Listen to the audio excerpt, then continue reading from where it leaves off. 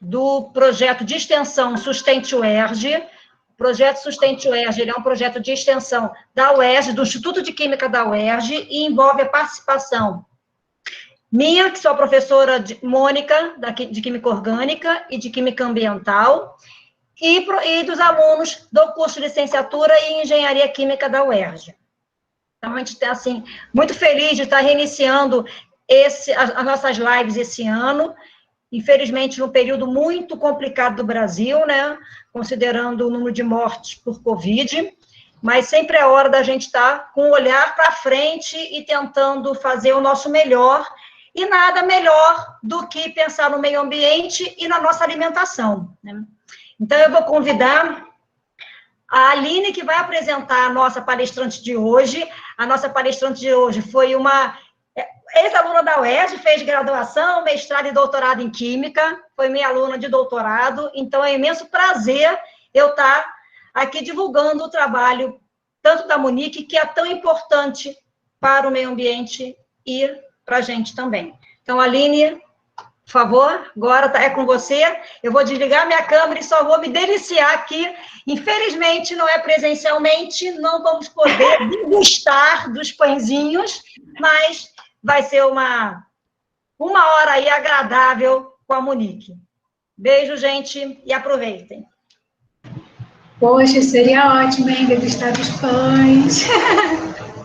Bom, boa noite a todos. Enquanto isso, eu vou aceitando o pessoal. Meu nome é Aline, eu faço licenciatura em Química na UERJ e pertenço ao Sustente UERJ, né, que é o nosso projeto de extensão. Eu vou mediar a live de hoje, que será sobre um olhar macro e microscópico da fermentação natural em pães. Comigo está a professora Mônica Marques, que já deu uma palavrinha, que estará dando suporte aqui juntamente comigo e conversando sobre esse tema também. A nossa convidada de hoje é a Monique Cruz. A Monique possui graduação em Química pela UERJ, né, em 2012, mestrado e doutorado em Química com ênfase em Química Ambiental pelo Programa de Pós-Graduação em Química da UERJ, em 2016. Foi professora dos colégios Carpe Diem, Intelectus e Tamandaré, no Rio de Janeiro. Foi monitora na disciplina Biotecnologia Experimental e bolsista de iniciação científica no Laboratório de Bioprocessos no Departamento de Tecnologia de Processos Bioquímicos da UERJ, atuando com o estudo de corrosão microbiológica. Atualmente, ela é gestora e produtora do perfil no Instagram, @pimenta_quântica, e professora de pães de fermentação natural. Então, pessoal, vocês podem mandar perguntas no decorrer da apresentação, vocês podem usar o chat, que vamos respondê-las ao final. Mas, se durante a apresentação a Monique quiser aproveitar alguma perguntinha, fique à vontade. Então, Monique, pode falar mais sobre você, sobre o seu projeto, e também dar início à apresentação. Fique à vontade. Obrigada. Boa noite, Mônica, boa noite, Aline, não é? Aqui está aparecendo Mônica para mim. Foi a Aline? Isso, boa Aline. Noite, audiência. Aline.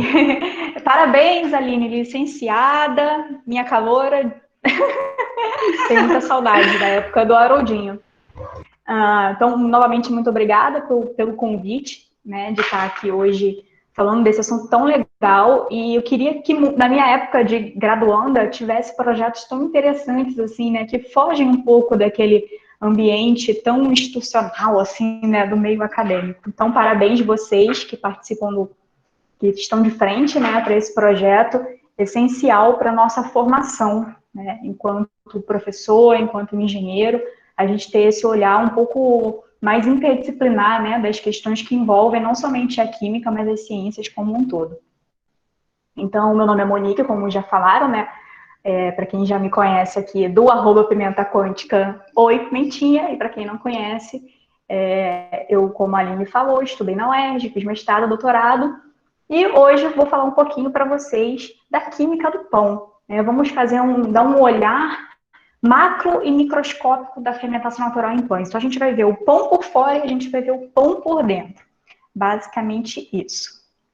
Bem, então, Quem é a pessoa que defendeu o doutorado em Química Ambiental com ênfase em polímeros em janeiro e decidiu viver agora unicamente do pão? Bem, eu morava no Rio, né? Estudei na UERJ e precisei mudar para São Paulo. Eu trabalhava em várias escolas, eu sentia que eu cumpria o meu propósito, porque eu estava em sala de aula, eu estava ensinando, eu estava de frente com os alunos e eu era bastante feliz. Até que essa mudança fez com que eu saísse da sala de aula. E eu vivi momentos de profundo desespero, assim, profunda depressão, porque eu sentia que eu não estava fazendo aquilo que eu mais gostava. E assim nasceu o Pimenta Quântica. Eu pensei, olha, se eu não estou dando aula de química aqui, eu estou fazendo doutorado somente, eu vou ensinar qualquer coisa. Vou ensinar, sei lá, artesanato, vou ensinar a pintar parede, vou ensinar a fazer unha. O que eu gosto de ensinar, além de química? E aí veio a culinária. Então, o Pimenta Quântica, ele nasceu só com ênfase, né, em culinária de uma forma geral, até que eu encontrei os pães. E aí, nesse intervalo, eu defendi o doutorado, foi tudo muito bem, me fez muito feliz, principalmente ter terminado, mas foi muito produtivo o doutorado. Publiquei diversos artigos, ainda vou publicar mais, mas agora eu vivo unicamente da química do pão. Então, vamos falar um pouquinho mais agora do mundo macro, né? Vamos navegar na história e ver o que está por trás desse elemento tão nobre da nossa humanidade.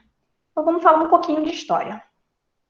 Bem, tudo que eu vou falar é baseado em alguns livros que eu já li, algumas visões que até podem ser um pouco eurocêntricas, eu já ouvi esse termo, mas a gente escolhe a visão que a gente quer reproduzir, né? E a visão que eu vou dar é desses livros que eu coloquei alguns nas referências para vocês, e principalmente esse livro aqui, do Yuval Noah Harari, Uma Breve História da Humanidade. O livro se chama Sapiens, é um best-seller, é um livro muito bom que eu recomendo para todo mundo que é da área da ciência, tá? Não só da panificação. Vocês acharam que eu ia apresentar um livro de pão aqui, né? Um livro de receita de pão. Não, eu disse que eu ia sair do quadrado. Então, eu recomendo esse livro aqui. Bem, tudo começou 2 milhões e meio de anos atrás, quando o Homo erectus, que também é um humano, junto com os neandertais, comiam apenas plantas e animais livres. Essa era a alimentação básica dos humanos não sapiens, tá? Com o desenvolvimento do Homo sapiens, ocorreu o avanço, né, desses homens, agora humanos, da África para a Europa, mas eles mantinham o mesmo tipo de alimentação desses outros humanos, ou seja, baseado basicamente em algumas plantas e em caça de animais. 10 mil anos antes de Cristo, esses humanos observavam que tinha algumas gramíneas que eram muito promissoras, ou seja, onde caía, nascia. Que gramínea era essa? O trigo. E assim o homem vivenciou o que foi chamado de Revolução Agrícola, onde propiciou que civilizações enormes de humanos sapiens fossem criadas em volta desses campos de trigo. Aqui tem algumas figuras, né, egípcias de homens dominando o trigo. Bem, agora por que isso, né? Qual a vantagem do trigo em relação à caça? O que acontece é que essas atividades agrícolas, consumir o trigo era muito mais fácil que caçar, pelo simples fator geográfico. Para se caçar, você precisa ir de um ponto A para o ponto B, porque a caça ela é móvel, né, andante. Enquanto que uma atividade agrícola, não, ela é fixa, né? Ela é fixa naquele determinado local. Isso fez com que o homem ficasse um pouquinho mais sedentário, e aí a gente já está falando dos Homo sapiens, tá? A gente já pode falar de homem. Fez com que ele ficasse um pouquinho mais sedentário. Além de mais sedentário, o que aconteceu? Quando a gente tem um monte de homem junto, aumento do número de humanos, né? Então, as atividades agrícolas fez com que aumentasse a população em volta desses campos de trigo. E assim, o homem deixa de ser essencialmente um caçador-coletor nômade para ser um agricultor. Então, ele deixa de ter na caça como única ou principal forma de subsistência e passa a se alimentar essencialmente da agricultura, de atividades agrícolas. E deixa de ser nômade e passa a ter uma moradia fixa em volta desses campos de trigo. Só que nem tudo é tão bom assim, né? junto com o desenvolvimento da agricultura, a gente teve aí alguns problemas. Por quê? Esses humanos que estavam acostumados a se manter móveis, né, passaram a morar em volta desses campos e observaram que, junto com o advento do trigo, junto com a agricultura, alguns probleminhas apareciam. Como, por exemplo, outras ervas que não eram para aparecer ali naqueles campos, então eles precisavam se abaixar para tirar aquelas ervas daninhas. Eles viram que o trigo ele precisava ser irrigado, então precisaram construir canais de irrigação para drenar esse solo. Tinha que catar as fezes dos animais, tinha que construir cercas para que outros animais e outros humanos não arrancassem, né, aquele cultivo, não prejudicasse. E com isso, junto vieram os problemas de coluna, problema de joelho, problema de pescoço, artrite, tudo que a gente está acostumado a ver hoje, né? Então, culpem o trigo. E aí, uma frase que eu acho muito interessante do Yuval Noah é que ele diz que o trigo domesticou o Homo sapiens, e não o contrário. Né? Não foi o homem que domesticou o trigo que domesticou o homem, mudou os hábitos de vida dessa sociedade. Bem, então, qual foi a consequência disso, né? A grande consequência. A grande consequência é que o trigo obrigou o Homo sapiens a se instalar em volta desses campos. Mas, com isso, teve uma perda significativa de propriedades nutricionais dessa dieta.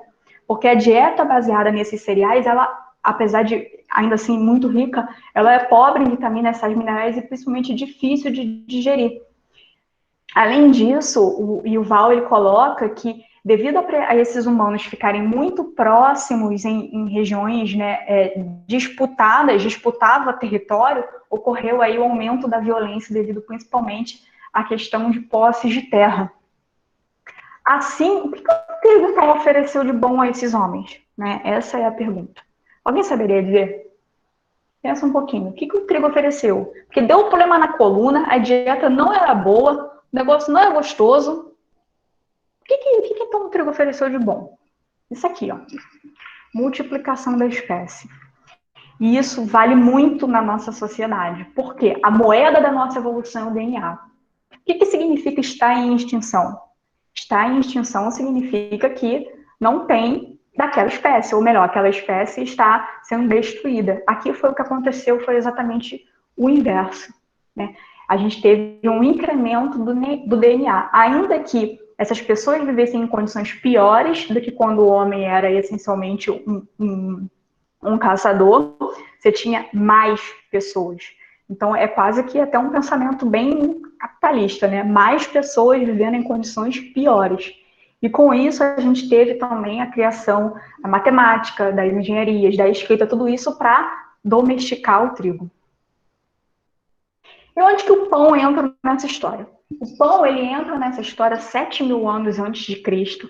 Há registros, tem duas teorias, né? Há registro de que os primeiros pães foram produzidos no Egito, a partir de uma mistura de trigo selvagem e água que era prensado, sovado com as mãos ou com os pés. Existem hieróglifos mostrando essas gravuras, como essa que está aí no meio, mais ou menos. E era assado em formas de barro. Tem uma outra teoria que o pão ele veio, na verdade, da cerveja.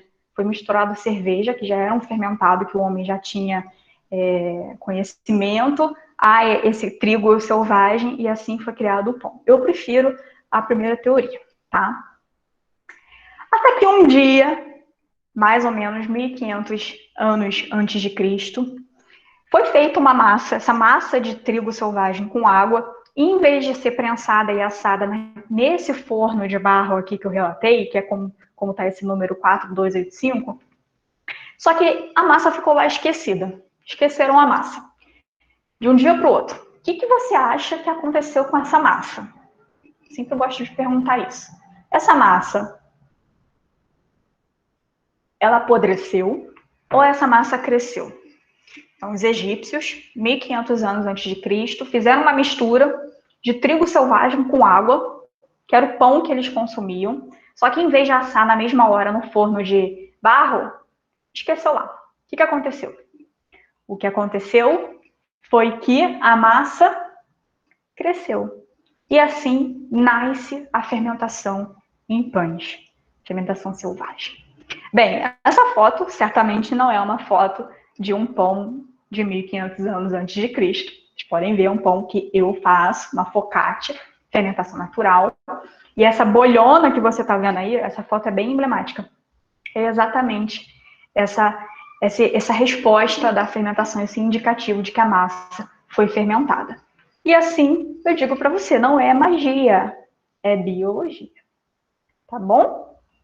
E agora, falamos do macro, de história, o que é o pão, como o pão foi desenvolvido. Agora vamos falar um pouquinho do micro e um pouquinho de biologia. Eu sou química, eu vou falar de biologia. Eu trabalhei um pouquinho no laboratório de biotecnologia, a Aline falou, fiz estágio na própria UERJ, e isso me fez eu me interessar muito por essa parte da fermentação natural, ter uma visão bem microscópica daquilo que está acontecendo, e eu acho que isso é muito, além de ser um diferencial para os meus resultados, isso é muito libertador também, quando você não faz algo no automático, quando você tem realmente conhecimento. Então, é possível fazer pão sem todos esses conhecimentos? Os egípcios faziam, mas quando a gente tem, a coisa fica muito mais gostosa. Então, vamos falar um pouquinho de biologia, tá?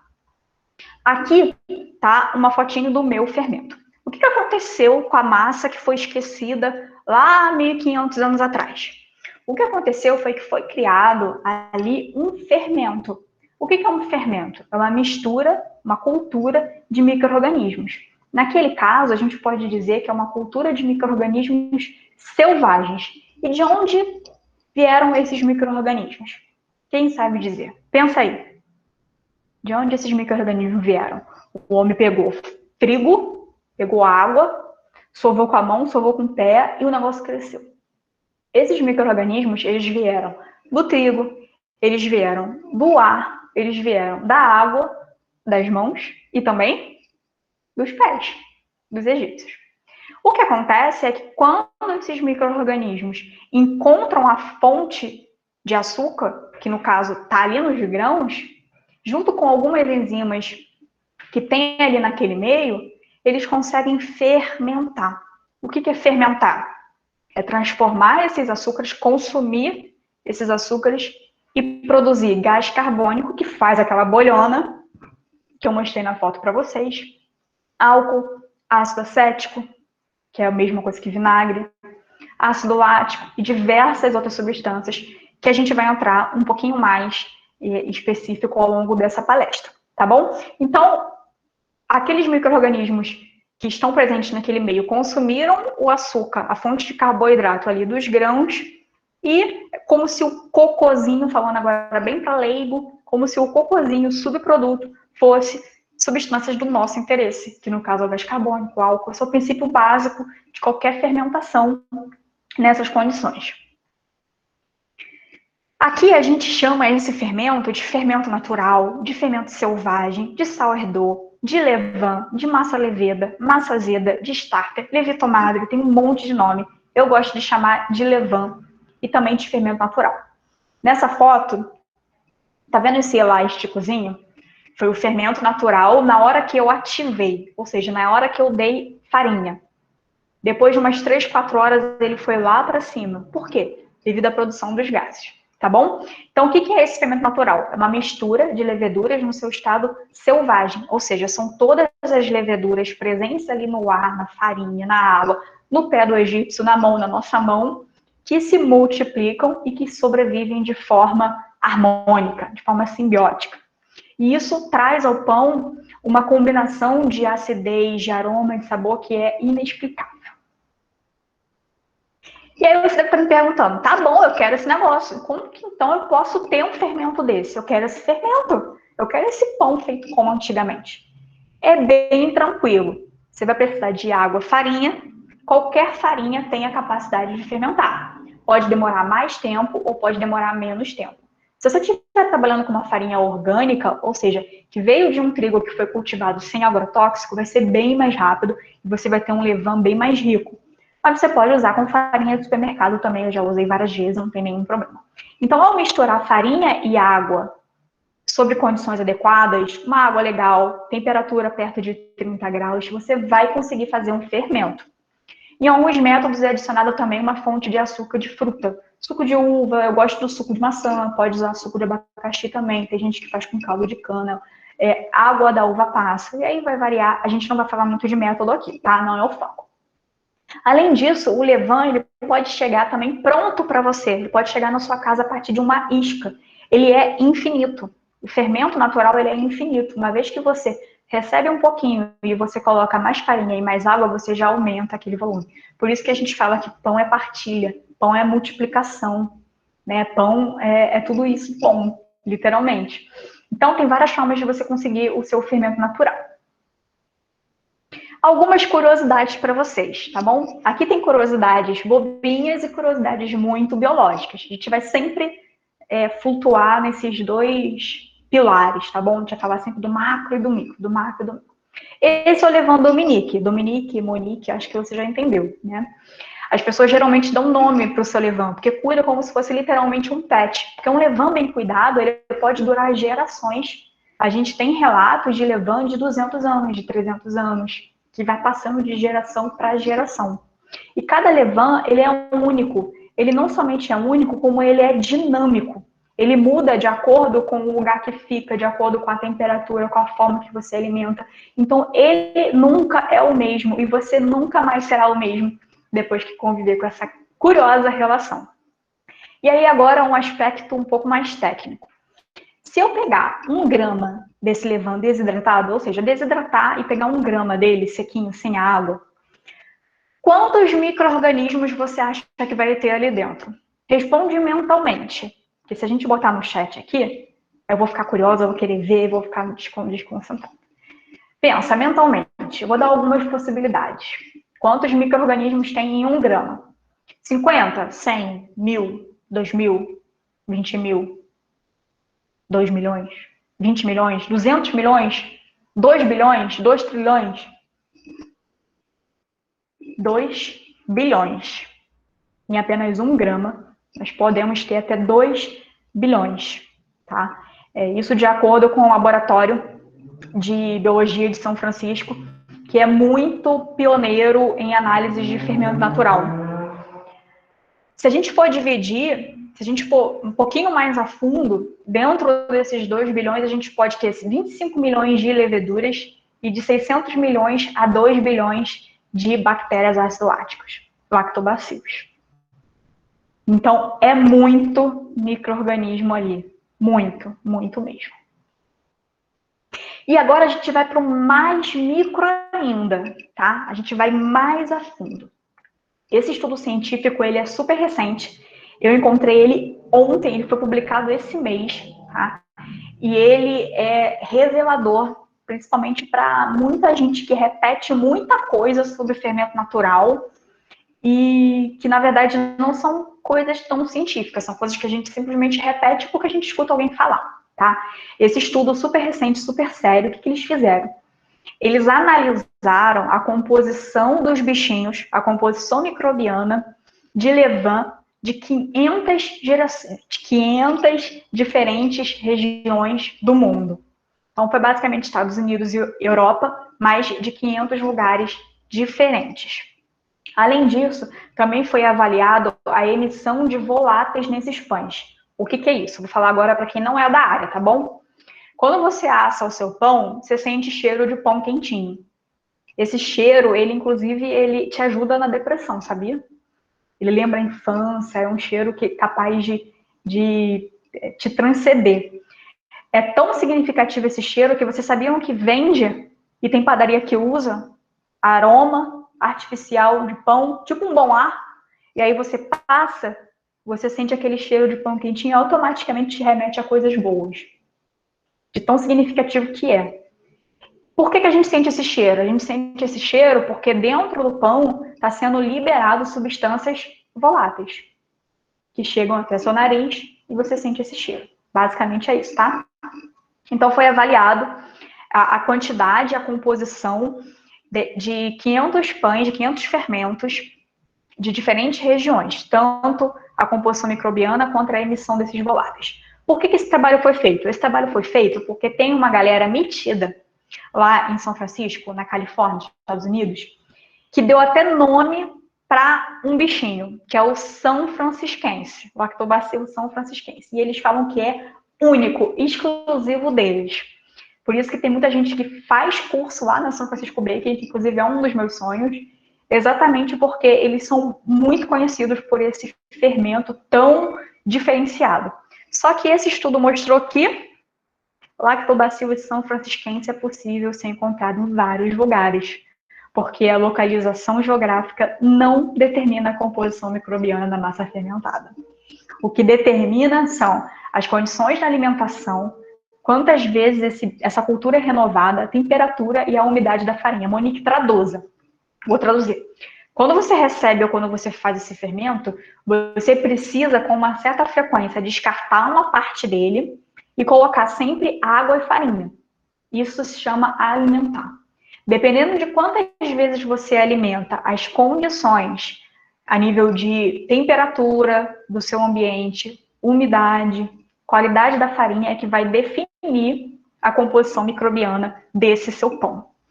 Gente, isso foi extremamente revelador no mundo da panificação. Inclusive, tem muitos artigos, tem muitos estudos de fermento natural, porque ele é um organismo modelo para se fazer análise de como que diferentes grupos de micro-organismos interagem entre si. Então, tem gente que nem é da área, tem pesquisadores que nem são da área da panificação, mas que fazem estudos envolvendo o fermento natural exatamente para analisar quais são os efeitos, quais são os fatores que interferem naquela microbiota ali, naquele sistema, tá? Então, tem muitos trabalhos mesmo voltados para fermento natural. E aí tem esse desenho, calma que não é difícil, tá? Ó, o que ele está mostrando para a gente? Ele está mostrando como é que o fermento inicial é criado, tá? É criado a partir do ar, da farinha e da água. Cada uma leva o seu grupo de micro-organismos, que ao serem misturados ao longo dos dias, que é assim que se produz o fermento, você tem um fermento ativo. Esse fermento ativo vai produzir um pão. Esse pão, ao ser assado, vai liberar o quê? Aromas. Já falamos, não foi? Agora vocês vão surtar, hein? A galera da química vai amar essa parte. A galera que é só da panificação, talvez nem tanto. Mas pensa que o conhecimento é libertador. E não somente isso. O conhecimento, ele te dá muita autoridade, principalmente para quem vende, para quem trabalha com a panificação. Ó, então, repetindo. Esse fermento, uma vez ativo, vai produzir um pão que vai liberar os aromas, vai liberar os voláteis. E aí, olha o que eles encontraram. Calma que eu vou decifrar. Cada setinha dessa é uma substância química. Você não precisa ler o nome, tá bom? Você não precisa saber. Quem precisa saber isso sou eu. Mas você precisa ver que cada setinha dessa é uma substância. Isso por quê? Porque esses micro-organismos, ao fazerem o processo de fermentação, eles liberam essas substâncias. Vou aprofundar mais um pouquinho, hein? A galera da química, olha para vocês, que beleza. Quem já estudou química na vida, mesmo quem não lembra, fique tranquilo, que eu não vou ficar dando nome para essas coisas não, tá? O que eu preciso que você veja é que cada desenho desse é uma molécula. E cada molécula, ela tem uma função no pão, ela tem um significado. E ela vai trazer um aroma e uma característica diferente para esse pão. Então, isso é de um trabalho acadêmico, onde eles analisaram quem são essas substâncias que são produzidas. E essas substâncias, elas remetem a cheiro, a aroma que a gente já conhece. E que muitas vezes são aromas até naturais. E é basicamente assim que se sintetiza um aroma artificial. Você conhece qual é a molécula que dá aquele aroma e você multiplica ela em laboratório. Então, esquecendo isso, faz de conta que são símbolos, tá? O primeiro, por exemplo, é uma estrela, o segundo é uma bolinha, o terceiro é um quadrado. São apenas símbolos e cada símbolo vai ter uma característica diferente. Esse primeiro, por exemplo, é o aroma da batata frita. Esse aqui remete ao aroma da gordura. Esse aqui remete ao aroma do cogumelo. Esse aqui dá um sabor apimentado. Todas essas moléculas foram encontradas em miolos e cascas de pães de fermento natural. Tem mais. Esse aqui, por exemplo, dá o sabor de malte. Esse aqui, por exemplo, dá o sabor de baunilha. Tudo isso em um mesmo pão. Esse aqui, por exemplo, dá um sabor de manteiga, mesmo seu pão não tendo manteiga. Grama verde. cheirinho verde, né, de vegetais. Esse aqui dá um cheirinho avinagrado. Tem mais. Esse aqui dá um cheirinho de mel. E se eu for pesquisar um pouco mais, eu vou encontrar mais de 50 substâncias que remetem a aromas que você, teoricamente, não encontraria no pão, mas que te remete àquela substância. Cheiro de castanha, cheiro de caramelo, tudo isso é possível de você obter durante o assamento desse pão. Surtaram, né? Deu uma surtadinha. Agora, para dar uma relaxada, vamos falar um pouquinho do macro, tá bom? Vamos voltar agora para o grandão. E um pouquinho de pão, que é para isso que vocês estão aqui, né? Então, Monique, o que tem de tão especial esse fermento natural? Eu sei que são leveduras e bactérias no estado selvagem. Eu sei que dá um aroma muito legal para o pão. E sei que era feito antigamente dessa forma. Como que a gente chegou, então, ao fermento biológico? Por que a gente deixou de fazer pão dessa forma, que além de tão gostoso, tem tantos benefícios que a gente vai falar depois, para fazer pão com fermento biológico? Por que isso aconteceu? Isso aconteceu porque para fazer um pão de fermentação natural, você precisa de muito tempo.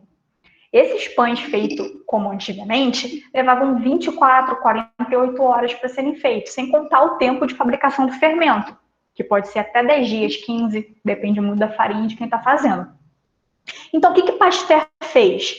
Ele isolou, nesse fermento natural, um grupo de micro-organismos que é capaz de produzir gás carbônico, que é o que a gente quer, não é? O que a gente quer no pão, a princípio?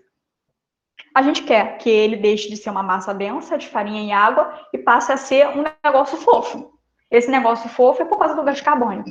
Então, Pasteur isolou somente a Saccharomyces cerevisiae porque é o grupo de levedura, a espécie de levedura responsável por fazer a fermentação do seu pão, fazer ele crescer.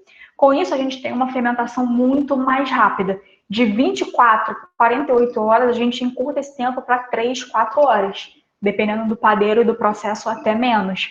Então, a gente encurtou um processo que levava 2 dias para um processo que leva 2 horas.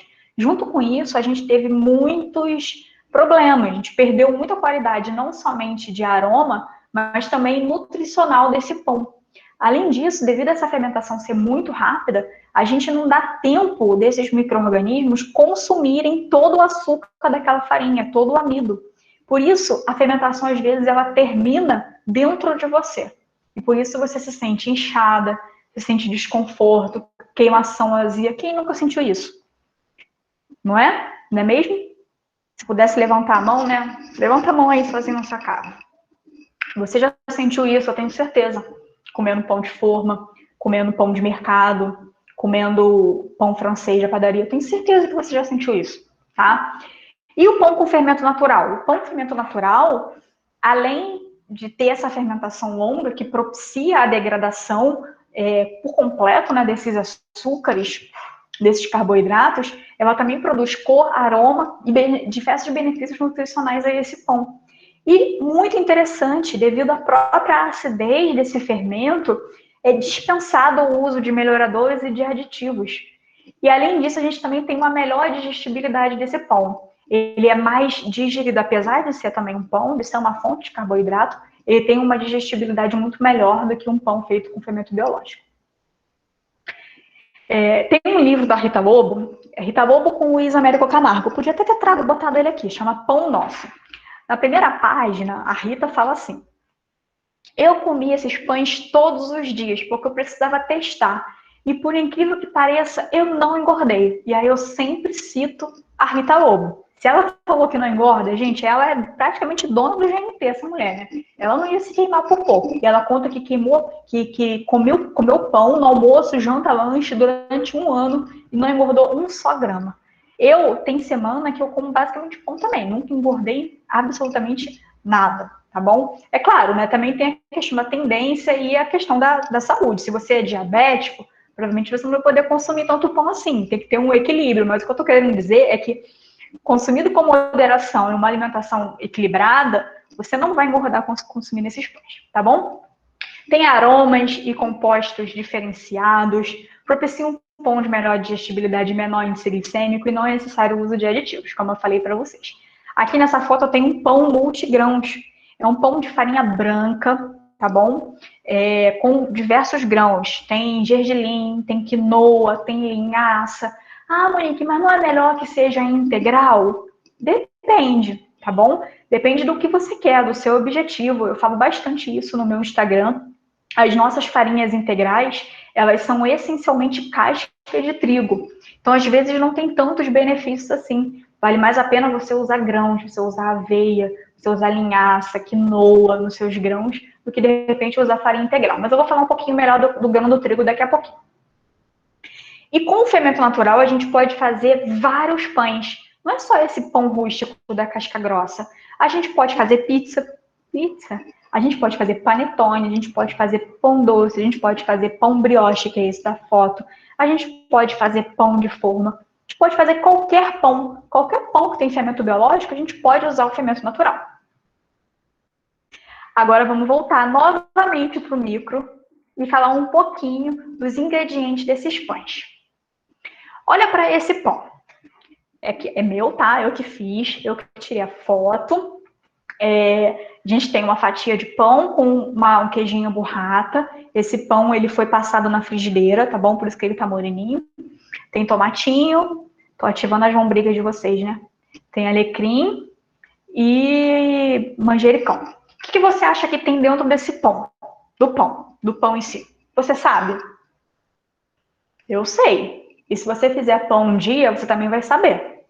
Dentro desse pão só tem farinha, água e sal. Ah, mas e o fermento? O fermento é farinha e água. Então só tem farinha, água e sal. Tomate, ervas frescas, azeite e leite do queijo burrata. E nesse? Você sabe o que tem dentro desse pão? Esse é um pão, eu estou falando a marca sim, estamos num ambiente seguro. E além disso, é disposto no rótulo. Então eu não estou falando nada que não seja de conhecimento público. Tá? Você não precisa nem ir no supermercado. Eu peguei essas imagens da internet. Então você não precisa nem ir no supermercado, tá bom? Peguei no próprio site da Baldu. É um pão vendido como pão de alimentação natural. Muito leve, macio, pão tradicional, receita de família. Vamos colocar uma lupa nesse rótulo. Dentro desse pão, a gente tem farinha de trigo enriquecida com ferro e ácido fólico, que é uma exigência, tá? Para as nossas farinhas, elas têm que ser enriquecidas. A gente tem açúcar, a gente tem gordura vegetal, sal, glúten, emulsificante e conservador. Eu não sei se vocês sabem, mas esses ingredientes, eles são organizados em ordem de quantidade. O primeiro ingrediente é o que tem maior quantidade e o último que tem menor quantidade. Então, vai do maior para o menor. Então, como a gente já esperava, o primeiro ingrediente é a farinha de trigo. O segundo ingrediente é açúcar. Ou seja, tem muito açúcar esse pão, muito açúcar, tá bom? Tem gordura vegetal e tem emulsificante. A função dos emulsificantes é deixar o pão mais macio, mais fofinho por mais tempo. E fica 1 mês, 2 meses, 3 meses macio esse pão dentro da sua casa. Pode testar. E, por último, tem os conservadores, né, que são espécies, são sais, tá bom? Sais orgânicos. Nesse pão aqui, o que você acha que tem? O rótulo diz castanha do Pará e quinoa e diz que ele é integral. Também diz, eu estou sem óculos, eu tenho dificuldade. Também diz que é sem colesterol, que é zero gordura trans e é uma fonte de fibras. Ok, vamos lá. Ele tem farinha de trigo enriquecida com ferro e ácido fólico, beleza, o primeiro ingrediente é a farinha normal, o segundo ingrediente é a farinha integral. Então ele nem poderia dizer que esse pão é um pão integral, ele é no máximo um pão semi-integral, porque ele tem farinha branca também. Contém fibra de trigo, que é adicionado à massa, contém glúten, o glúten é adicionado para trazer mais característica de extensibilidade ao pão, a gente vai falar um pouquinho melhor disso. Contém óleo de soja, beleza, né? Ele não tem gordura trans, como foi informado. Cetarina itálica, que é um nome bonito para o painço. Sal, quinoa e conservadores. Eu quero chamar a atenção aqui para a quinoa. O nome do pão é pão de castanha do Pará e quinoa, certo? Ou seja, a quinoa deveria ter em uma quantidade considerável, né? Mas você tem mais sal do que quinoa nesse pão. A quinoa, ela só não tem menor quantidade do que os conservantes. Olha, é um pão de quinoa que você está comendo, hein? É um pão de quinoa. O mais legal é esse. Vocês estão assustadas? Esse é o mais legal. Eu criei uma polêmica uma vez no meu Instagram, porque eu postei o rótulo desse pão. E teve uma moça que comentou, acho que ela ficou ofendida, perguntou o que eu estava ganhando para fazer uma antipropaganda da indústria de panificação. E aí eu falei para ela, olha, não estou fazendo antipropaganda, estou só expondo o rótulo. Não é uma antipropaganda. As pessoas têm que ter conhecimento. Eu estou mostrando o que elas podem ver, mas de repente nunca se atentaram. Não estou fazendo uma propaganda, é cada um que tire suas próprias conclusões. E eu quero que você tire as suas conclusões aqui. Não estou falando que faz bem nem que faz mal, né? Então vamos lá, nossa função enquanto cientista, enquanto influenciadora, enquanto professora. E podem aparecer diversas pessoas falando que eu estou fazendo antipropaganda. Se for para melhorar a alimentação de cada um de vocês, eu continuarei fazendo. Esse pão, ele tem farinha de trigo enriquecida com ferro e ácido fólico, é um pão de milho. Sêmola de milho, que não é milho. Açúcar invertido, que é como se fosse um açúcar derretido, tá bom? É adicionado água nele, açúcar líquido. Açúcar, ovos, abóbora no pão de milho. Glicose de milho, gordura vegetal, margarina, glúten, sal, erva doce, estabilizante e conservantes. E aí eu quero te chamar a atenção aqui para duas situações. A primeira é que ele tem 3 tipos de açúcares diferentes. Açúcar invertido, açúcar normal, que deve ser o refinado, o invertido ainda é pior, e a glicose de milho. São 3 tipos de açúcares no mesmo pão. Além disso, tem 2 tipos de gordura, a gordura vegetal e a margarina, que são 2 gorduras de péssima qualidade para a gente. Ou seja, tire suas próprias conclusões. E aqui tem um pão de milho que eu faço. O que você acha que tem nesse pão de milho? Tá bonito, não tá? Tá fofinho, tá macio, é cheiroso. Esse pão de milho, ele tem farinha. Eu coloquei na ordem, tá? Na ordem dos ingredientes. Ele tem água. Ele tem milho de verdade. Pode ser o milho de lata, que apesar de ser processado, não é um ultra processado. Né? Você olha lá no rótulo, só tem milho, água e sal. Às vezes nem sal tem. Mas você pode usar também o milho da espiga. Dá super certo, é só cozinhar antes. Açúcar, eu usei o demerara, porque eu gosto do sabor. Manteiga, fubá, sal e erva doce. Eu tenho certeza que alguém vai aparecer e vai falar, mas tem açúcar. Quando alguém falar isso pra você, você mostra o pão do mercado. Tem 3 tipos de açúcar diferentes, além de 2 tipos de gordura, um monte de aromatizante, um monte de conservante. Tá bom? E os melhoradores e clarificantes? Porque não são só os ingredientes que estão no rótulo que estão ali naquele pão. A farinha, por muitas vezes, ela já chega para a gente com algumas substâncias que não deveriam nem ser colocadas. Por isso que eu sempre falo, eu sou muito defensora da farinha a farinha brasileira, né? A farinha de trigo brasileira. Mas a gente ainda é muito imaturo na panificação. Então, muitas vezes, as nossas farinhas, elas não têm os nossos moinhos não têm muita responsabilidade e acabam usando clarificantes, melhoradores nessa farinha. Então, quem puder, quem tiver acesso a farinhas orgânicas, faz muita diferença, tanto no resultado do pão quanto para a nossa saúde, tá bom? E aí eu coloquei até uma figurinha do Chico Buarque feliz e do lado do Chico Buarque triste, porque foi uma situação que aconteceu comigo. Eu comprei uma farinha de trigo brasileira no supermercado de R$ 1,99 que aguenta água. Na panificação, uma farinha aguenta água significa quase que ser uma farinha boa, tá? Você pode colocar muita água nela, então seu pão vai ficar mais macio, vai ficar mais leve e tal. Só que aí, ao olhar o rótulo, eu vi química, padeira, influenciadora, cair no rótulo, gente.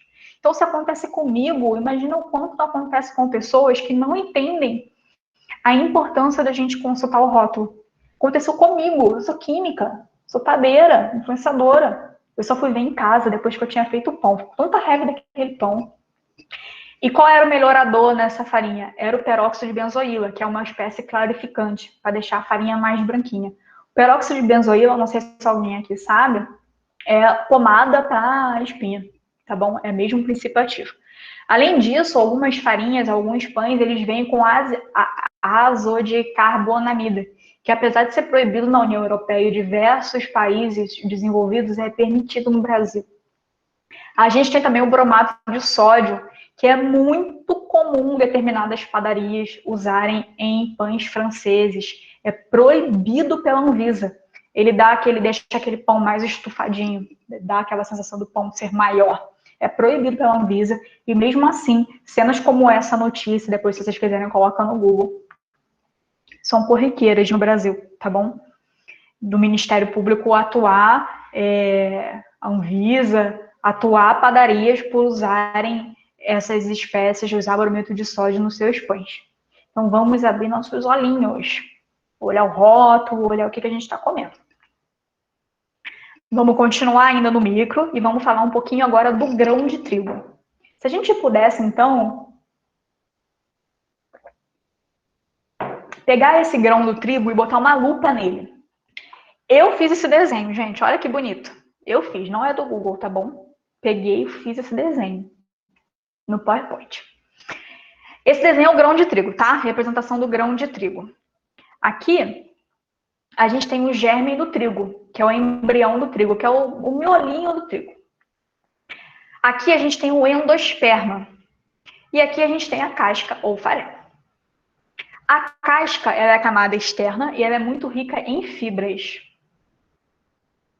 O endosperma é a partezinha branca do trigo, é a parte que vai fazer a farinha branca. É dali que a gente tira a farinha branca. E ela é muito rica em proteínas e carboidratos.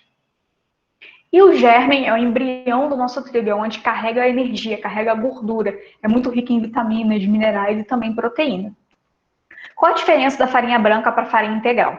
A farinha branca é só o endosperma.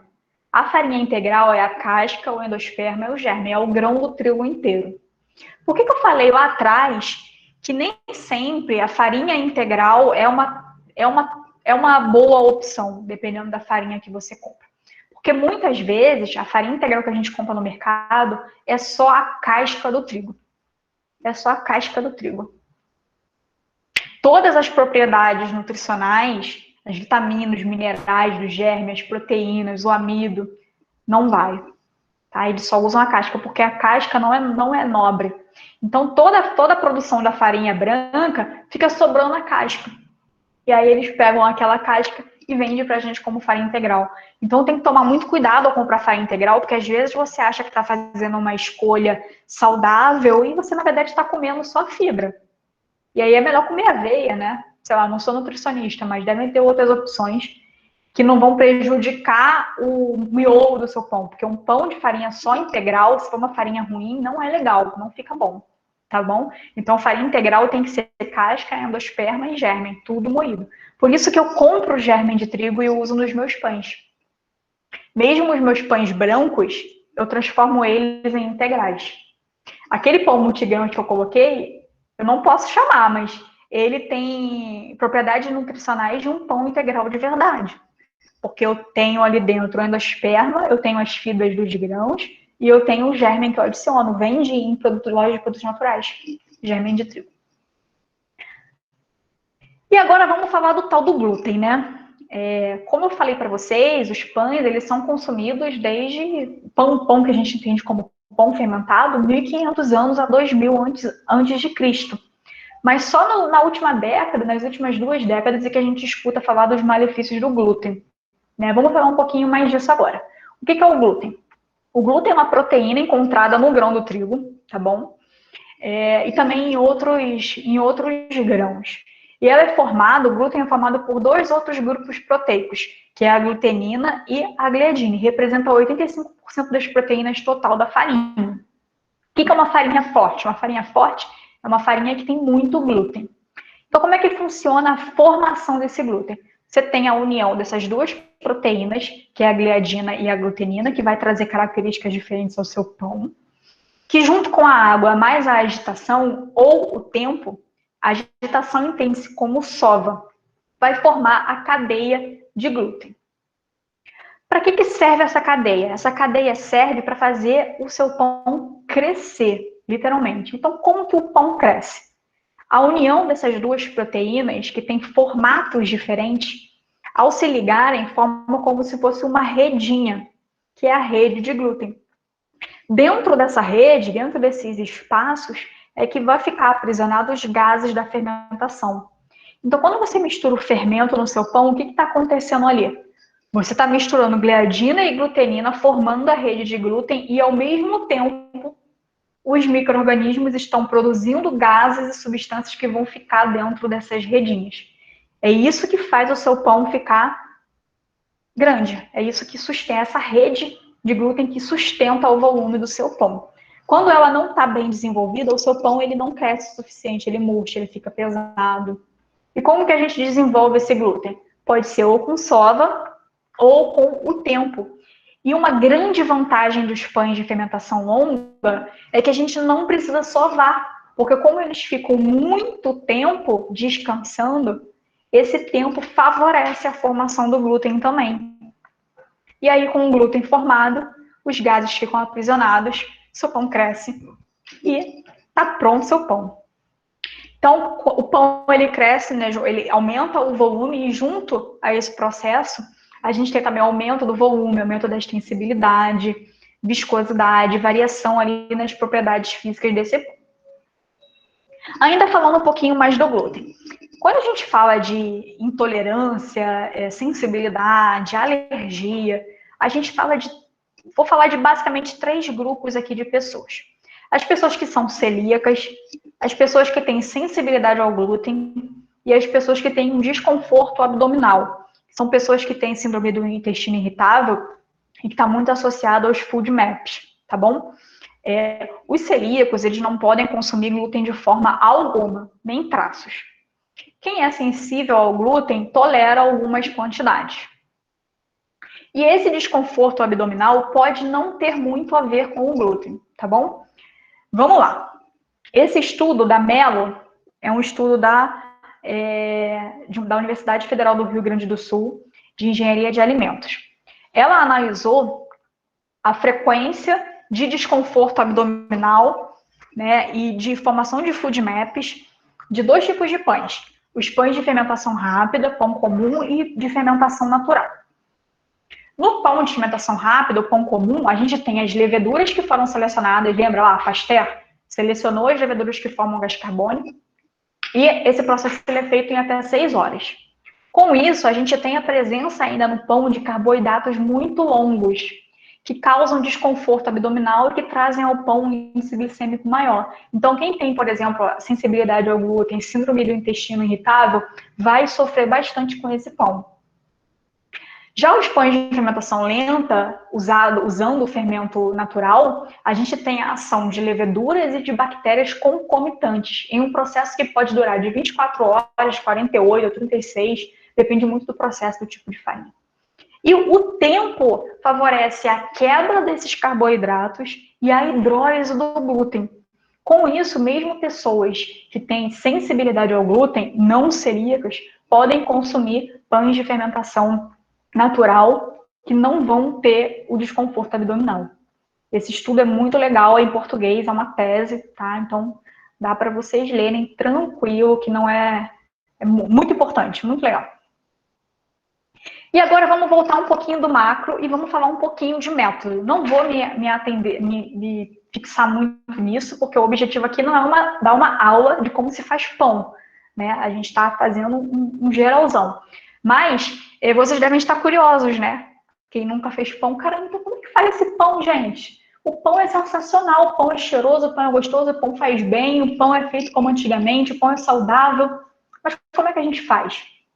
Para fazer um pão desse, a gente precisa seguir um método. O que é seguir um método? É seguir um protocolo, tá? Porque são muitas variáveis. Você está trabalhando com um organismo vivo.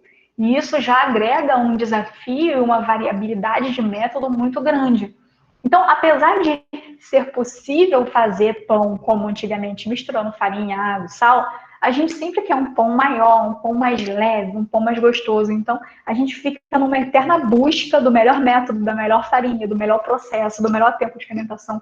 E isso que faz esse processo ser tão único e tão desafiador. Então, eu vou falar um pouquinho do meu método, que é só para vocês terem uma noção do passo a passo, como é que é feito esse pão, tá bom? Primeiro, você escolhe a farinha. Escolhe a farinha com base naqueles critérios que eu coloquei para vocês. Se for orgânica, melhor ainda. Eu sou defensora da farinha brasileira, porque eu defendo o pequeno agricultor, defendo o nosso produto. Hoje eu tenho procurado consumir farinhas, comprar farinhas de pequenos produtores, apesar de ainda fazer muito com farinha de mercado, porque é a minha bandeira. Eu tenho 17 mil seguidores, e desses 17 mil eu fiz uma pesquisa onde 85% não tem acesso a farinhas que não sejam as farinhas de mercado. E eu quero que o pão, ele chegue a todo mundo. Então, se a gente não pode fazer com orgânica, a gente vai fazer com pão de mercado, mesmo com a farinha de mercado. Mesmo contendo melhorador, tá tudo bem, vai ser melhor do que aquele pão de saquinho que a gente compra, tá bom? Então, a gente escolhe a farinha. Depois a gente faz o cálculo das porcentagens, que é a famosa continha do padeiro, onde a gente vai calcular o quanto de água, o quanto de sal a gente vai colocar. A gente alimenta o nosso fermento. O que é alimentar o nosso fermento? É colocar a farinha e dar as condições necessárias para que ele cresça saudável, porque ele é o exército do nosso pão. É ele que vai trabalhar ali no nosso pão. Na sequência, a gente faz a autólise da nossa farinha. O que é a autólise? É a mistura de farinha e água. Isso tudo para pão rústico, tá bom? Mistura da farinha e água, porque só o tempo já vai fazer com que aquele glúten seja desenvolvido. Você não fez nada, você só misturou farinha e água e você já vai ver que a sua farinha ela se transforma. Depois desse tempo de autólise, que pode ser de 3 até 6 horas, tem gente que faz mais, eu gosto de fazer 6, a gente mistura o fermento, que já está ativo. Depois a gente faz uma sequência de dobras. As dobras, elas substituem a sova. E elas fazem com que a temperatura naquele processo seja homogênea. A gente distribui o ar naquele pão, né? Então a gente está construindo o pão ali. Na sequência, a gente faz a modelagem, que é o formato do nosso pão. E esse pão, ele vai para a segunda fermentação. O que é a segunda fermentação? É exatamente o momento onde o nosso pão ele vai maturar na geladeira. É nesse tempo que a mágica acontece. Porque é ali que todas as substâncias que trazem aroma, características nutricionais para o nosso pão vai ser formado. É nesse momento, é na segunda fermentação, quando o seu pão fica lá na geladeira, no geladinho, que as bactérias ácido-láticas trabalham e elas que são essenciais para o nosso pão. São elas que diferem o pão de fermento biológico de mercado do pão de fermentação natural. Então, é importantíssimo que o seu pão ele mature na geladeira. É ali que o ácido é produzido e é ali que a gente cria o meio propício para que essas bactérias trabalhem ao nosso favor, degradando aquele glúten, degradando os carboidratos, e a gente tenha um pão com tantas propriedades. Feito isso, a gente vai assar o nosso pão no dia seguinte, normalmente. A gente resfria, porque enquanto a gente deixa aquele pão esfriar, a gente termina de cozinhar e a gente faz com que todos os voláteis mantenham-se ali dentro daquele miolo e não saiam. Na sequência, a gente corta e conserva. Esse pão da foto, eu não sei se vocês vão conseguir ver como é que tá a imagem aí para vocês, mas é um pão de nozes. Veja que ele fica roxinho. O pão é branco, de farinha branca, e eu acrescentei nozes. As nozes, a casca das nozes, ao reagirem com a acidez do fermento, faz com que o pão mude de cor. A química é muito lindinha, né? Quais são, então, os maiores desafios da panificação? Os maiores desafios, na minha opinião, o primeiro é manter o seu fermento saudável. Ele é o protagonista do seu pão. Ele tem que estar alimentado, ele tem que estar saudável, ele tem que estar harmônico. A população ali tem que estar equilibrada. Na sequência, acertar a hidratação da farinha. A hidratação, o nosso método, nos pães rústicos, ela é essencial, porque é isso que faz com que o seu pão ele fique macio dentro e crocante em volta. Na sequência, fazer as dobras de forma adequada, porque são as dobras que substituem a sova dos nossos pães. A gente não precisa ficar sovando, sabe? Que nem nossas mães, nossos avós, ou a gente mesmo faz com fermento biológico.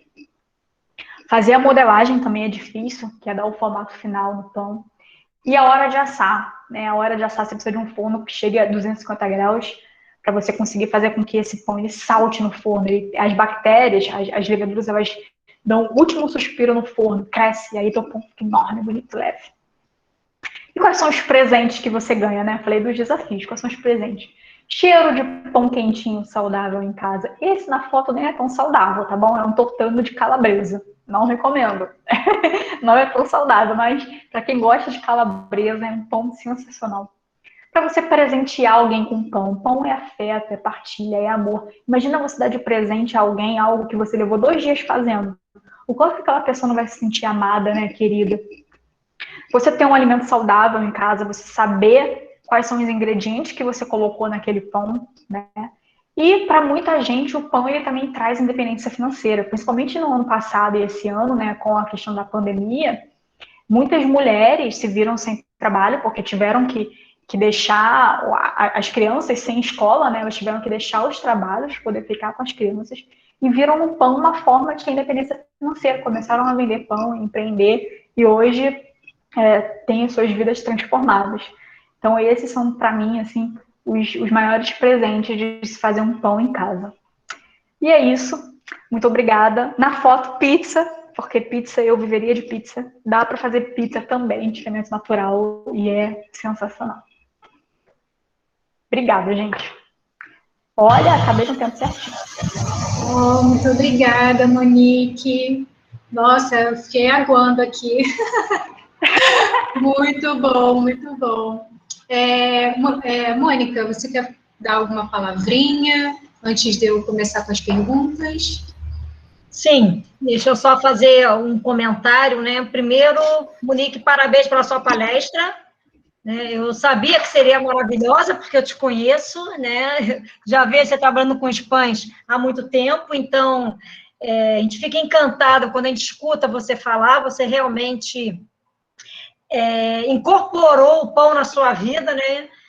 E aí a gente estava aqui falando no chat, pena que a gente não pode experimentar, nem sentir o cheirinho maravilhoso, a gente estava assim, cadê esse cheirinho maravilhoso? Mas foi ótima a palestra, e a gente vai, obviamente, conversar sobre isso aqui ao longo da apresentação, das perguntas, né?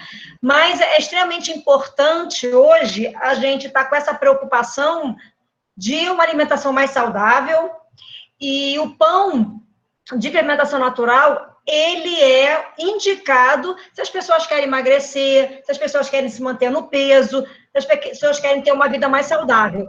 Porque, como visto, a quantidade de ingredientes que não é alimento, que a gente não conhece, que a gente não sabe nem falar o nome direito, mesmo sendo química, que existe nos rótulos, né? É um absurdo.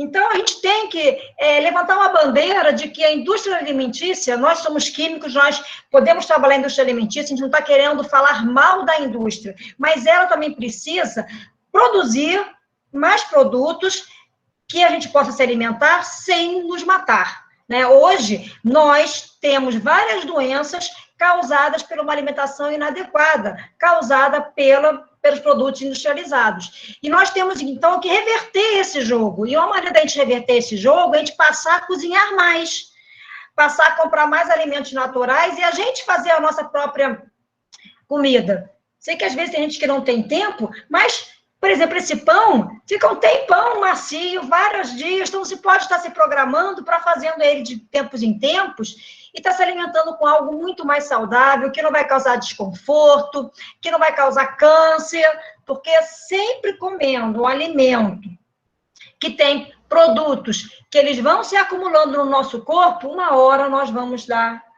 realmente, vamos ficar doentes, sim. E isso está sendo comprovado pelo alto grau de obesidade na nossa população, pelo alto grau de câncer na nossa população, de diabetes na nossa população, devido à alimentação, né? Então, nós precisamos olhar para o que a gente se alimenta. E aí, essa palestra, ela tem tudo a ver, né, com Sustente UERJ, ela tem tudo a ver com sermos saudáveis e cuidarmos do nosso planeta mais. Eu vou deixar agora para a Aline passar as perguntas para vocês, tem várias perguntas, e eu gostaria de agradecer muito a sua participação. O Sustente UERJ está, assim, hoje em festa com a sua participação, e muito obrigada. Muito bom. A primeira pergunta que eu vou ler aqui é da Nadete.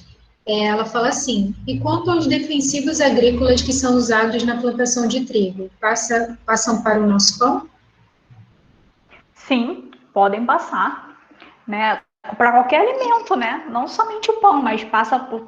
Tá no tomate, tá no morango. Chega na gente sim. Mesmo a gente assando, mesmo a gente processando, pode chegar sim. Infelizmente. Por isso que eu sou muito racional, assim, eu defendo a farinha brasileira, eu ensino o acesso ao pão para qualquer pessoa. Se só tem aquela farinha, é melhor usar aquela farinha do que usar um pão de mercado, mas prefiram sempre as farinhas orgânicas, porque certamente você vai ter aí maiores benefícios em termos de alimentação. Pessoal, fiquem à vontade para colocar as perguntas no chat, tá bem? Eu vou ler algumas perguntas feitas através do formulário, mas se vier alguma perguntinha aqui no chat, eu vou ler também. Quanto tempo é preciso ter disponível para fazer o pão? Olha, considerando que você já tem um fermento natural, o fermento natural ele leva aí de 7, 10 dias, 11, tem gente que leva um pouquinho mais de tempo, tá bom? Considerando que você já tenha, em 2 dias você faz um pão. 2 dias não cheios. Por exemplo, eu vou falar aqui rapidamente a rotina. Eu acordo, a minha rotina de pão para consumo próprio, tá? Não para vender. Eu acordo, alimento o meu fermento e coloco a minha autólise, mistura farinha e água. Isso leva 5 minutos. 5 minutos. Depois do almoço, eu misturo aquele fermento na farinha, depois do almoço. Leva mais 5 minutos. Antes de 5 horas, eu já acabei o processo do meu pão. Ele vai para a geladeira. No dia seguinte de manhã eu asso. Então, apesar de levar 2 dias, eu não fico 2 dias manipulando o pão. O tempo realmente que eu fico manipulando, se eu for somar, vai dar 5 minutos. 2 ou 3 minutos misturando, tá, vai 10 minutos. Vou colocar, vou jogar para cima. 10 minutos. Então, assim, apesar de demorar, a sua dedicação ali, o seu tempo, ele não demanda tanto esforço. 2 dias são suficientes. O Vinícius, ele fala assim, qual é a temperatura ideal do forno? Já faço em casa e sempre parece que está meio cru ainda. Depende muito do tamanho do seu pão, Vinícius. É bom sempre dar uma olhadinha no seu forno para ver também se ele realmente está atingindo aquela temperatura. Porque, às vezes, o termostato dele indica 180, 200, mas ele está 160, 150. Então, é bom sempre ter um termômetro de forno. Mas vai depender do tipo de pão. Um pão doce, por exemplo, eu asso a 170. Um pão rústico, uma pizza, uma focaccia, eu asso a 250. Então, depende do tipo de pão e do tamanho do seu pão. Muito bom. A Elane, ela coloca assim pra gente, um pão feito com uma quantidade mínima de fermento biológico pode chegar perto dos benefícios de um pão de fermentação natural?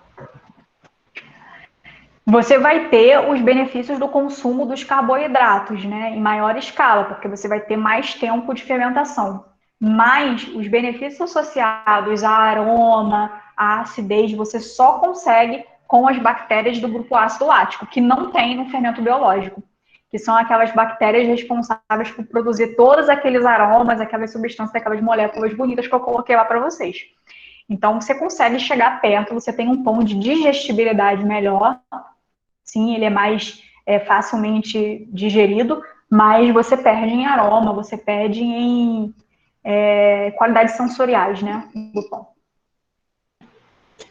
E sobre a compra dos ingredientes? O custo é viável? Eu consigo encontrar facilmente, por exemplo? Sim, olha, um pão que leva farinha, água e sal, como eu falei, né, se você tem acesso a farinhas orgânicas, farinhas de, por exemplo, eu gosto muito de uma farinha que custa R$10 o quilo. Ela chega para mim a R$10. Cara, tá bom? É muito caro. R$10 é caro? É muito caro. Mas eu vou fazer 2 pães com ela.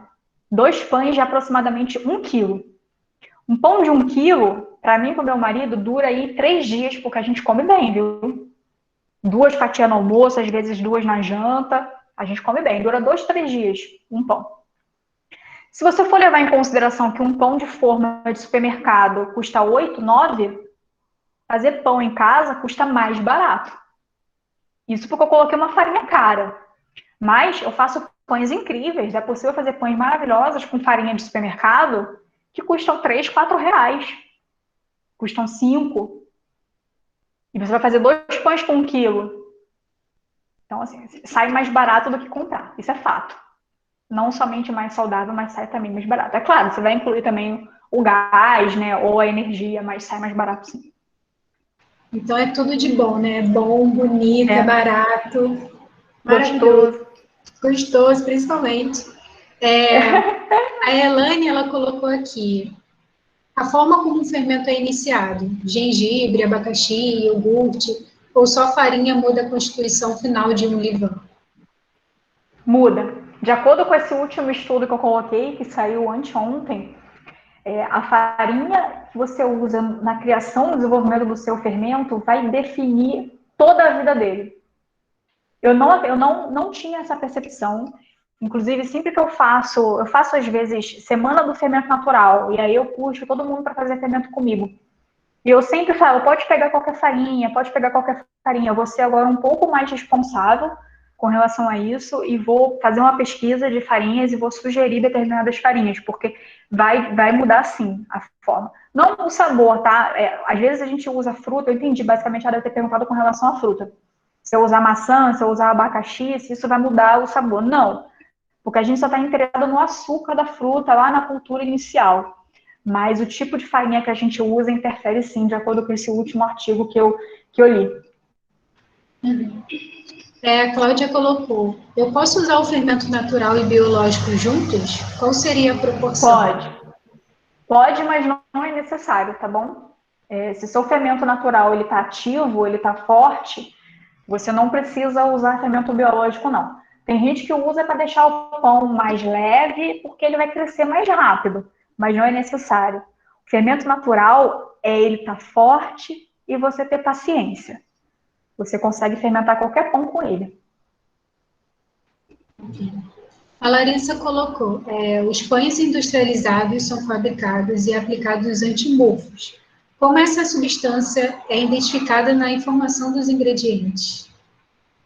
São os conservantes, né? Geralmente termina em ato, que são sais, mas de tudo que tem no pão, eu acredito que os conservantes sejam os menos piores. Eu acredito que os estabilizantes sejam piores, né? Tem pão, eu não sei qual é a marca, eu acho que é da Nutella, que está sendo vendido agora como 100% natural. Ele não tem nenhum conservante. Mas aí você vai olhar, ele tem um monte de sal.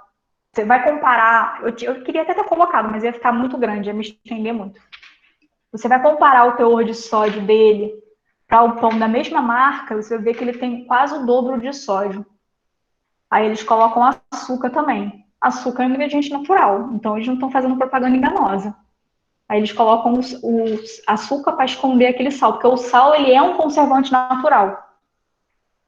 Então, é um antimofo, para fazer com que o seu pão ele não crie bolor, não crie mofo. Então tem que estar atento a isso, tá bom? Normalmente vem no final, assim, os 2 últimos ingredientes normalmente são os conservantes.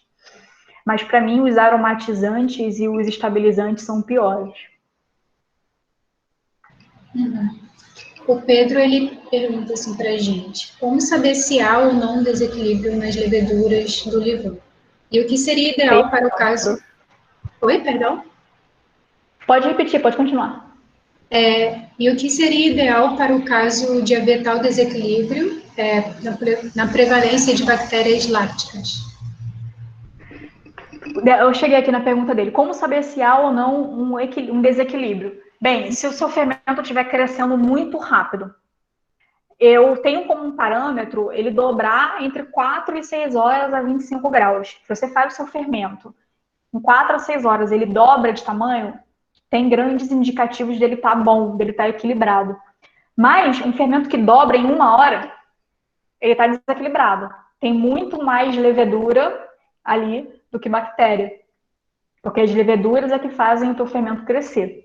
Então, o que você pode fazer nesses casos? Por exemplo, botar na geladeira. Porque alimentar, sempre descarte a alimentação quando está desequilibrado, descarte a alimentação, descarte a alimentação, descarte a alimentação e controlar a temperatura. É uma forma eficiente de você fazer esse controle. E, gradativamente, esse controle ele começa a se dar na comunidade. Você não precisa fazer muita interferência. O que eu gosto de fazer nesses casos é manter o meu levain um tempo fora da geladeira e um tempo na geladeira. E conforme você vai alimentando, você já vai criando um ambiente, vai reduzindo a acidez, para que aquela cultura mantenha-se, volte a ficar harmônica. Tempo. Pão é tempo. Paciência, tempo. E observação. A Cláudia, ela pergunta assim de novo. Você disse que coloca germe nos pães, que faz? Apesar de não ser necessário, ele muda alguma característica do pão? Não. Gosto, não. Eu coloco porque eu acho que vai agregar mais vitaminas, mais proteínas ao meu pão.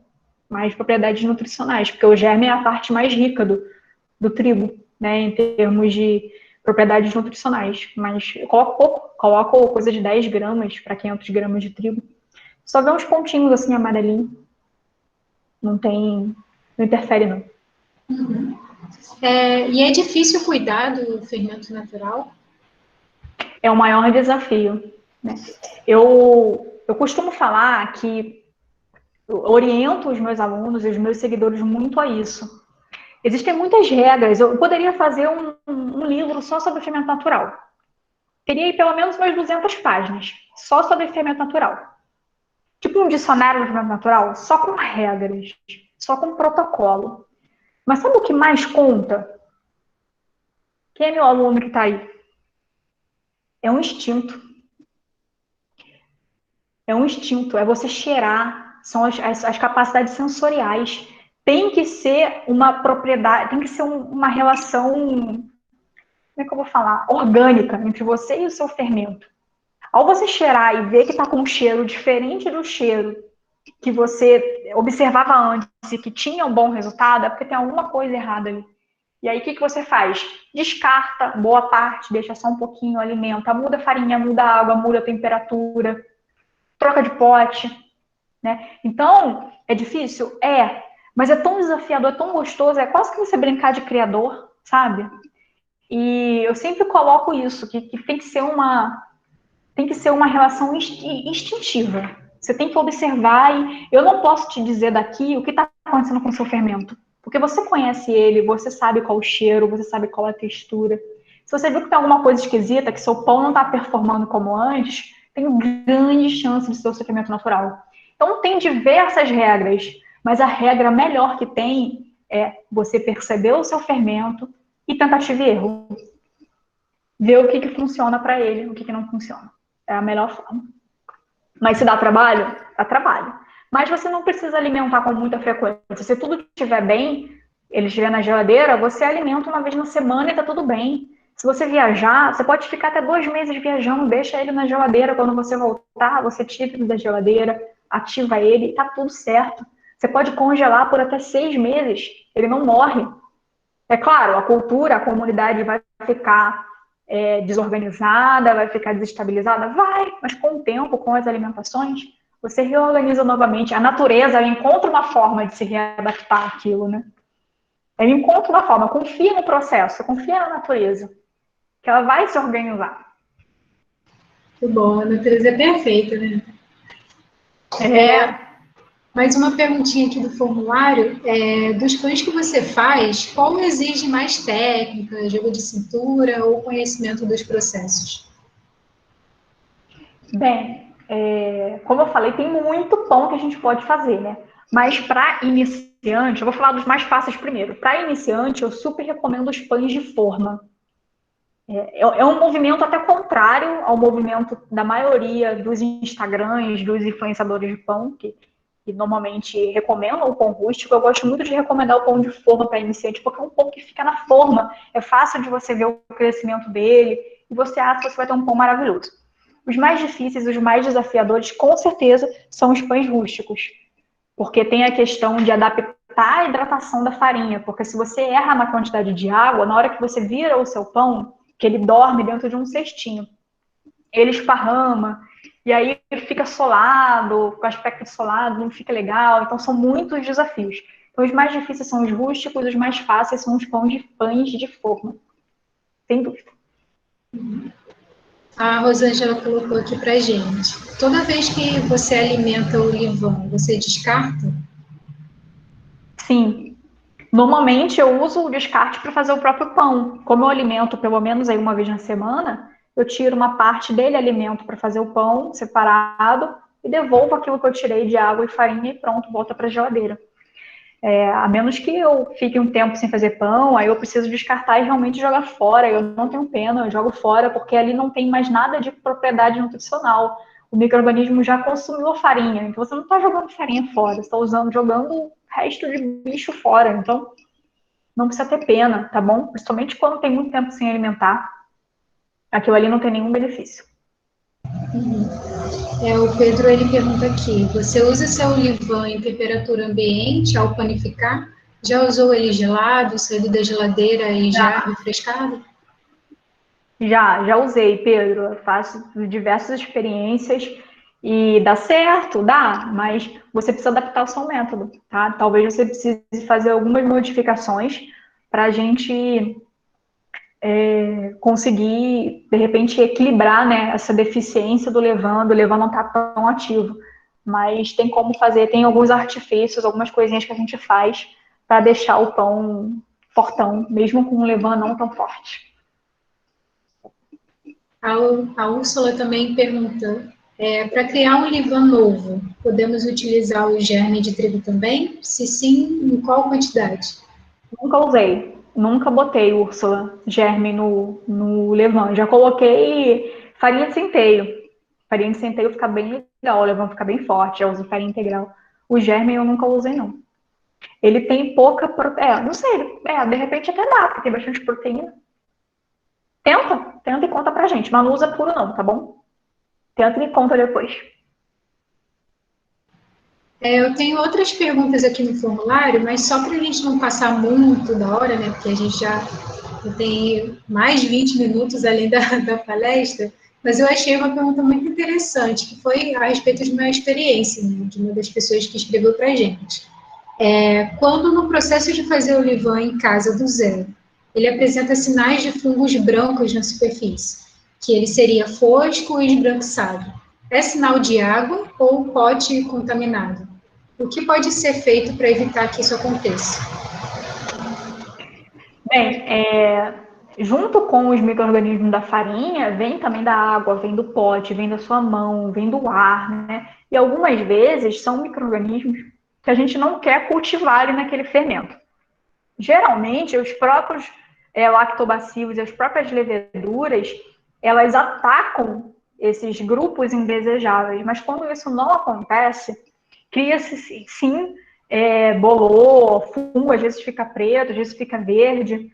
Se o seu levain ele é jovem, você está fazendo ele agora, eu recomendo que você comece outro, eu acho mais seguro. Mas se o seu levain é antigo, você pode simplesmente tirar essa capinha, descartar bastante, tirar toda essa camada de cima e alimentar diversas vezes aquela parte que ficou lá embaixo, porque já é um levain bem estabelecido. Então ele vai sobreviver. Mas se o seu levain é jovem e criou fungo, não recomendo que você continue, porque pode ser que você esteja desenvolvendo ali organismos, micro-organismos que não são de interesse, tá bom? Bom, então acho que é isso. O pessoal fez bastante perguntas. Foi muito proveitoso esse momento. Se a Mônica quiser falar mais alguma consideração, a Monique. Só queria agradecer mais uma vez a Monique, tá? E mostrar como esse pão de fermentação natural está extremamente alinhado com a sustentabilidade, por isso que o convite foi feito, aliar a química com a sustentabilidade e a uma alimentação saudável. Eu agradeço mais uma vez, obrigada pela participação de todos, tá? Hoje o grupo foi excelente, várias perguntas, então está todo mundo de parabéns. E pimentinha quântica, né? A gente continua seguindo a pimentinha quântica. Obrigada. Gente, para quem são meus alunos que estão aqui, a Mônica foi minha orientadora no doutorado. Ela é química e também nutricionista e me chamou para esse projeto. Então, obrigada por ter chamado. Sabia que ia ser. A gente ainda vai fazer muita coisa junto, hein? Anotem. Sim, vamos fazer sim. A gente vai fazer muita coisa junto. A fermentação natural tem tudo a ver com a nutrição, né? E a gente vai estar trabalhando aí vários projetos para a gente estar dando continuidade, tá bom? Obrigada, gente. Beijo, Tchau, gente. tchau. Boa noite. Obrigada. Se cuidem, viu, gente? Se cuidem, fiquem em casa. Tá? Tchau.